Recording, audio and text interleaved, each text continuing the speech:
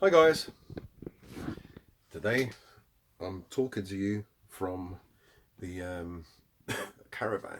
Let me show you. I've got a caravan now. Look, it's not the state of the art caravan. It's like, yeah. Anyway, you know, you can see what it's like. It's called Maud. So yeah, the last video I couldn't keep up. You know, I had to take it down because there are new rules here on YouTube online. Uh, they've got like this task force, the government, that will clamp down on people going on about migration and stuff like that. So I'm going to be a good boy and not talk about it. Because to be honest, I'm a chicken. I don't want to. I'm 58 years of age. I don't want to go to prison even for a day. You know, you know, for being naughty and talking about, talking about certain people coming into the country illegally and yeah, I spoke about Tommy Robinson, and I can't say anything about that. Um, all I have to say is he said himself he's a proud Zionist, so that, that doesn't mean England first, does it? Doesn't mean Britain first or England first. I mean, you can be a proud Zionist, of course, and still love England, but um, there could be a conflict of interest. You see, I'm just going on. I'm not going to talk about it. What do I know? I don't know anything. I'm just an idiot that watches some stuff online, and I don't really know the truth about any of this stuff. But there's only one thing that I think I need to say, and people have to, before they blame this person or join this other group. Yeah. See, I can't say anything, but there is a massive elephant in the room in all this. It's not Keir Starmer. I'm not going to blame him, but it's the government, previous governments and future governments. The elephant in the room are our governments. The governments are allowing this. If they didn't want this to happen, they would stop it. You know, oh, they're shackled by certain humanitarian rules. The H was it the H HRC or something? The some humanitarian rule that stops the government from sending these people back, and other like conventions or whatever, or agreements. If the government wanted to, they can get out of those agreements, but there is no government that wants to get out of those agreements. That's it. That's all I wanted to say. So let me just talk about other things. uh, I had shingles here in my face. I was basically carpet bombed with this bloody stuff. It started with one small one, and it grew to so many, lots of here, and then it started going down here, up on my forehead, and the top of the genital area. And I thought, oh no, what is that? And it was actually impetigo. So I was spreading. It was it was um, it was herpes zoster, because I had massive pain on my neck, a lot of pain on my neck. And that's the way herpes works. There are 8 types of herpes. Herpes 1, herpes simplex 1 is cold sore. Herpes simplex 2 are genital herpes. Then you've got chickenpox. Then you've got shingles, which I think is part of the chickenpox group. It's just reactivated, and so that's what happened to me. I had chickenpox as a child, and my son, I think, gave it to me again, and it reactivated the varicella, or whatever it's called, herpes zoster, herpes zoster, and so yeah, shingles. But I didn't have a lot of pain. That shingles is supposed to be really painful, but the pain I had in my neck. It was so painful. So the reason why your neck hurts or your back hurts before you get the shingles or the herpes attack or cold sore or whatever is because the uh, the herpes virus lies dormant in the spine. So in my case, the cervical vertebrae between C7 and C1, you know, that area. About C6, C7 is, you know, that knobbly bit here in your neck, and then it goes here, C7, C6, C5, C4, C3, C2, C1. And if I have a cold sore attack, usually I have it on my nose. If I'm really stressed out or eat high arginine foods, which is an amino acid that triggers it, that makes it wake up from its dormant state. So things like peanuts, seeds, coconut, chocolate, things like that have a higher arginine to lysine ratio. Lysine is an amino acid that kind of balances it out. So in order to kind of starve it, what I do is I take lysine capsules once I feel an attack coming, and it tends to get rid of it. But this time, no way. This was like herpes from hell on crack. It was like a nuclear bomb. My neck hurt so much, so much. It was so painful. I couldn't sleep. And then, boom! I had my first eruption here. I thought, what the hell is that? And I had a bit of a beard. It was on the edge of the beard, and I scratched it, and it pained. I thought, what's that? So I must have had a kind of blister, and I didn't even realize. But then it formed into a crater, and then I thought nothing of it. But then from here, it kind of released little babies all the way down here. So maybe I touched it and I spread it. And I don't know, but it didn't look like shingles, and it didn't look like impetigo because impetigo has you have like yellow crust. So I saw two chemists and two doctors. No, no, I think five. I have had five consultations, in or six in total. Yeah, six. They still didn't know what it was. So yeah, that was horrible. But as I said, I had yeah, I was suffering with that, and what happened afterwards? I had yeah, but it only lasted for about a day or 2 days. I started to have a urine infection. I thought, oh my goodness, you know, and it's really horrible when you go to the toilet. You don't want to go to the toilet, but you have to drink more and you have to go to the toilet more. You know, for a pee. It's like lightning coming out of your out of your, you know, your jade stalk. It's horrible. It's like the end is gonna blow off. Uh, but luckily, it only lasted a day or two, not even 2 days, because I was taking antibiotics probably. You know, so it started off and then it couldn't survive long. I was taking cranberry juice, gave me loads of acid reflux, but I had to do something um, because cranberry juice helps with bladder infections and things like that, urine infections.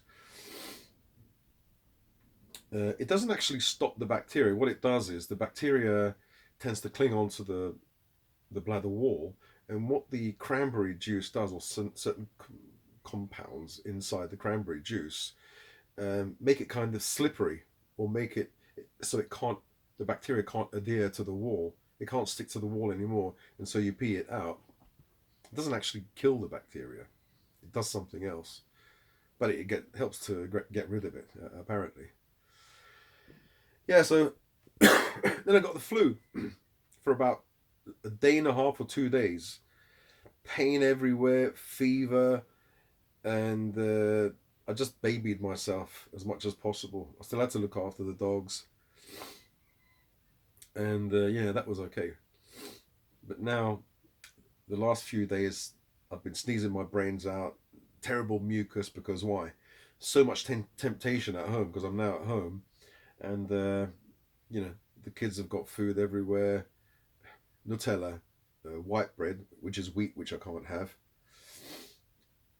croissants, crisps. jam, um, all the things that I bloody like as well. Mousse, tiramisu. I know I'm not supposed to have that, but at night time when everyone goes to bed, I get those evening gremlins. So I've been trying to eat more ketovore, meat, just meat and a little bit of veggies. But in the evening, I get those carbohydrate um, demons. And if I didn't have access to all this food, it would be easier to keep to the diet. But when you've got all that food, there's a real fight within you. You know, your brain says just a little bit, but that little bit, that little pack of crisps becomes three or four because I failed anyway. I might as well just have three or four. Yeah. Well, anyway, that's what's been going on at the moment. Um, yeah, I think I need to have a nice Epsom salts bath to calm me down, relax me a little bit. Oh, shave all this off now. I don't know. I just feel depressed when I have a beard. It's like a massive carpet on my face, especially in the summer. It's so hot, you know. I just don't like it. Some people like it, but I don't. Yeah. So, what have you guys been up to? Um, this is what I've been up to, and I'm still in between houses. I'm not.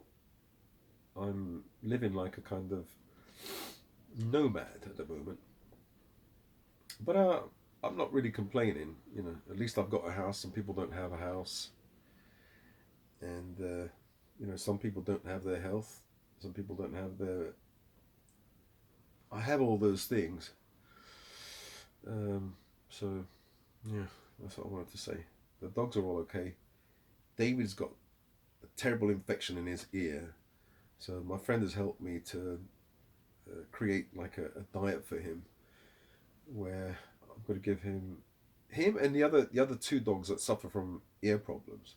She was nice enough to buy some products for them, like salmon oil, quercetin for doggies, and a probiotic, which is really nice of her. So I'm going to start making that, um, adding those to their food, and instead of giving them chicken, because chicken they could be allergic to chicken. I'm going to give them salmon if it's cheap, or turkey. Turkey is usually quite cheap. Turkey mince and quinoa, because usually I give them. Sometimes I give them, not all the time, pasta, but that's wheat. It's no good. So no grain. Add a little bit of maybe apple or carrots, and see how it goes. We've sent him to the. Oh, sorry, my wife sent him to the.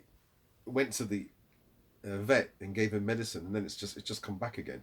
He's supposed to put drops in his ears, but he doesn't want anybody to go near his ear. So it's really difficult. I have to like trick him, because when those drops go into his ear, he's screaming in pain. And when I clean his ear, it's all red with blood, so he's got an infection. So I'm gonna have to go to the vet again. But the last time I went to the vet, apparently they charged 200 quid. 200 quid just for his ear. So my wife is complaining. She's saying, I don't want to pay another 200 quid. But I said, they haven't fixed the problem. So they're not going to, I don't think they'll charge another 200 quid for the same problem. You know? Well, anyway, that's the situation with Dave. I'm going to keep an eye on him. Change his diet for sure. And add these supplements in, and hopefully, fingers crossed, he'll be okay. Otherwise, going to have to see that vet again. But I don't have the money, that's a problem. My wife is skint as well, so I don't know what to do.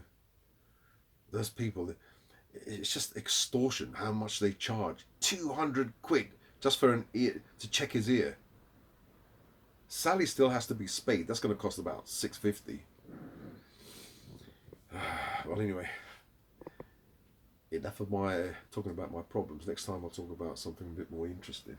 I know I always say that, but hopefully next time I can talk about something that you guys want me to talk about.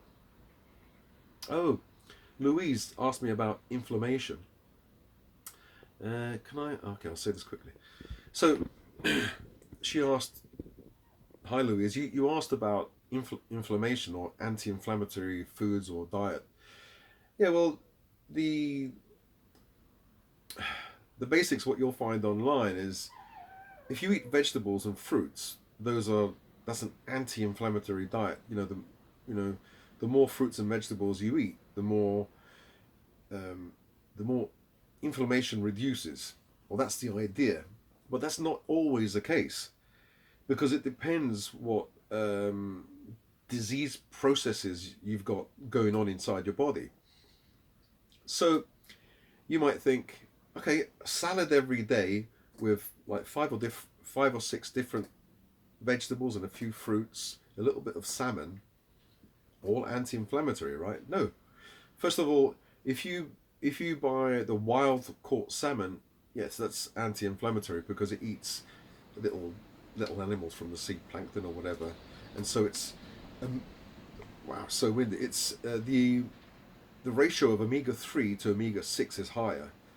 But if you buy the farmed salmon, they feed it grain or something, pellets, and so the ratio of omega 3 to 6 is lower. So actually, it has more omega 6 than it has omega 3, and so it's pro-inflammatory. So that's the first thing. You have to be careful which salmon you buy. When it comes to fruits and vegetables, now fruits and vegetables, it's nothing to do. It's not the problem of fruits and vegetables. They are anti-inflammatory, but if you've got a problem in your gut and you chow down, if you eat like if you have a histamine problem, you can't eat too much, or you should avoid tomatoes, avocado, celery. There's lots of food that you can't really eat. If you've got small intestinal fungal overgrowth, which is a fungus inside your gut, you can't eat sweet fruits. Pear, um, banana, you can't eat you can't eat too much of these because sweet foods actually feed the fungus. Even meat or some amino acids also feed the fungus. So you have to know what your status is, of your health. You have to know if you have do you have allergies? If you have allergies, any allergy, then you could have what's called a leaky gut or gut permeability problems. So in that case, it depends how bad your allergies are. Like I've got SIFO, small intestinal fungal overgrowth. I've got histamine intolerance, gluten and dairy intolerance. So I must have a leaky gut, right? And so for me, although I don't want to do carnivore, um, carnivore isn't safe as well because some meats, for example, beef, before it goes before it arrives at the supermarket, it has to rest or mature for 3 weeks. So in all that time, in 3 weeks, the bacteria inside the beef have softened the meat, but you've got loads of histamine. So the situation with histamine is you have to eat everything fresh. So if you're going to eat vegetables, you can eat rocket, lettuce, but everything has to be fresh. If you're going to eat meat, try to avoid beef because it's not fresh. Because from slaughter to when it arrives at the supermarket, already histamine has increased by for 3 weeks. So you have to eat meats that have been slaughtered and are available, sooner. So the two meats are pork and chicken, but you have to get them organic, otherwise they can damage your gut as well. So chicken and pork are okay, or lamb. Lamb, I think, is about a week or so it's not so bad. So fish is a problem because fish is high in histamine because by the time it comes from the sea back home, they do freeze them, but unless they're flash frozen, then histamine will be high. So even on a carnivore diet or ketovore diet, you can suffer. Some people, I've read reports where some people never had any histamine problems. They went on a carnivore diet. Probably they were they were munching beef every day, and beef is high in histamine. So I wouldn't do that. I would change things around. You know, I wouldn't. I wouldn't. Actually, I don't eat fish anymore. I'll tell you why I don't eat fish. It's a very serious reason why. Nothing to do with microplastics or anything like that. It's a, it is a health risk, fish. So yeah. Anyway, that's the answer to inflammation. Yeah, most fruit and vegetables that are fresh are anti-inflammatory. They're very alkaline, as they say. But then it, it depends. You know, you can be on a pure meat diet, and that can lower inflammation. You can be on a the same person could be on a high vegetable diet. You know, eating a vegan diet, salads every day, cooked vegetables, and have a huge amount of inflammation because their gut doesn't like it, can't take all the fiber and there are certain pathogenic bacteria that the fruits and vegetables feed, and so these will cause allergic reactions, or not allergic reactions, but how do you call them? Intolerances. You know, like sneezing your brains out, mucus, itchy eyes, and yeah, which is actually hell. It's terrible. So the answer is, you know, the answer you're going to get online or a doctor, whatever it is, eat more fruits and vegetables. But it doesn't mean just because you eat more fruits and vegetables that your inflammation will go down. Normally, that's the case. I'm leaking, you see. Sorry about that. But in some cases, no, it will actually go up. So it depends on your situation. You know, if you've got intolerances, then I think you can make a, how do you call it, a journal, and see if you eat these vegetables, what happens. If you eat meat, what happens. If you eat beef, what happens. The foods you should avoid if you have histamine intolerance is tomato, aged beef like 31 days and stuff like that, jam, pickles, things that are really old, aged. Eat loads of that, loads of those, loads of that type of food, and see what happens. And then you'll see if you've got a histamine intolerance problem. But it's safe, I suppose, to go. Some people do, like what I'm doing, is doing an elimination diet and just go on fresh lamb, fresh chicken, fresh pork, organic if possible, bone broth, but not cooked for days, cooked for about an hour or 2 hours maximum, and then frozen immediately. And a few veggies, like safe veggies like carrots, rocket, lettuce, those, asparagus maybe, and some thyme and rosemary, maybe olive oil, sea salt, but the Celtic sea salt, because other sea salts are higher in. Even sea salt has microplastics, but Celtic sea salt I think is quite low. So anyway, yeah, that's the answer about inflammation. I don't really know, as you can tell, but that's my take. It depends what disease processes are going on inside your body, specifically the gut. So fruits and vegetables can be, usually are, anti-inflammatory, but not all the time. So if you weren't confused before, you definitely are now. I'm confused myself. All right, speak to you guys another day.